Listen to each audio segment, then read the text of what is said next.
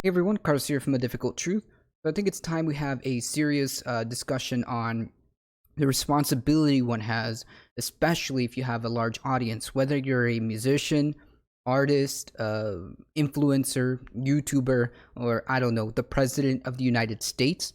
What you say and how you say it matters. We're going to briefly turn our attention to Louisiana. This is an article from the Los Angeles Times. I mean, if you look up this story, it's pretty much the same across the board. So let's go ahead and get into this. Louisiana police officers fired over post suggesting Alexandria Ocasio-Cortez should be shot.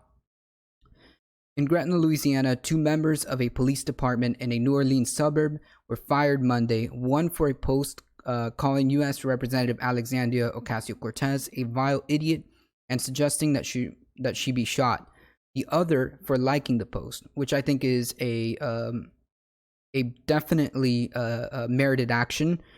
There is absolutely no room for this kind of behavior, especially in law enforcement. The people hired to protect public safety should not be acting in this way. Anyone liking a post like this, anyone involved or knowing about a post like this should definitely be reprimanded. But these two definitely warranted being fired. Gretna Police Chief Arthur Lawson announced the terminations Monday. Officer Charlie Rispoli was fired for a post saying Ocasio-Cortez, and I quote, needs a round and not the kind she used to serve. Obviously an apparent reference to her having once been a bartender. So he's saying that she needs to be shot. There's no beating around the bush. It's very obvious what he's trying to say. Officer Angelo Verisco was fired for liking the post. Again, super warranted. For liking the post, you are condoning this and you're not reporting this. You should absolutely go as well.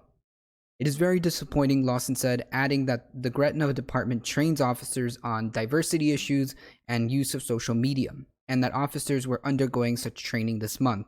This is like they were basically in training for this kind of stuff, and then yet they still did it. Lawson said an internal investigation began after he was informed of the post by the Times-Picayune New Orleans Advocate. The newspaper reported that Rispoli's post included a fake story with a fabricated quote to make it appear as if Ocasio-Cortez had said, "We pay soldiers too much." So this all started over some fake news article on Facebook, which of course they failed to address. Lawson said the offending post has been removed and that the department has contacted Facebook to see whether any other officers were involved. I completely applaud this action. I completely agree that anyone who had knowledge or was involved in this kind of post should be immediately removed from law enforcement. They have no business being police officers. Lawson said both officers cooperated in the investigation and that he does not believe either intended violence. That's the problem. That is the problem right there. You may not have intended any kind of violence, but words matter, and we're going to keep setting that tone throughout this video. Words matter, and people see that, and sometimes they may interpret that as a call to action. Whether it was a joke or it wasn't a joke, it was improper to make a comment like that to insinuate a violent act against an individual, against an elected official, against a seated U.S. Congressman, Lawson said. We've seen this. We've experienced an act like this, he added, noting that Representative Steve Scalise of Jefferson, Louisiana was shot and seriously wounded by gunmen in 2017 in Virginia while practicing for an annual congressional baseball game. This is absolutely correct.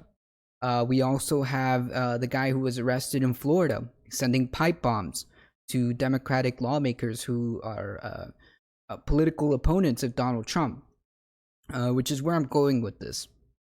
What Donald Trump says, what Donald Trump does, matters. And he refuses to take any kind of responsibility for his words and actions, which is truly disturbing. So he's basically condoning this by not immediately coming out and saying, hey, stop this.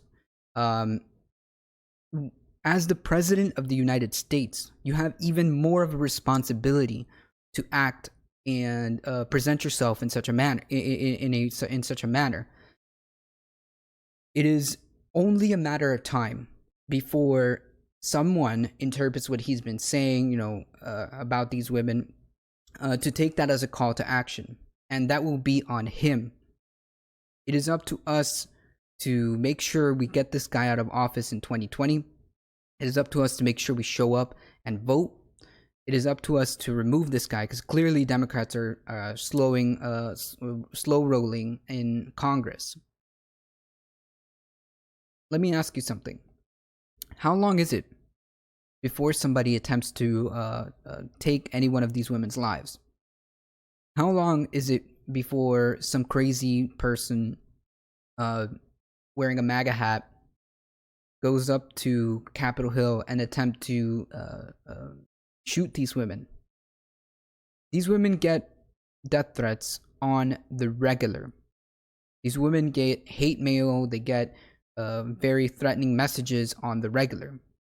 How long before one of them becomes real?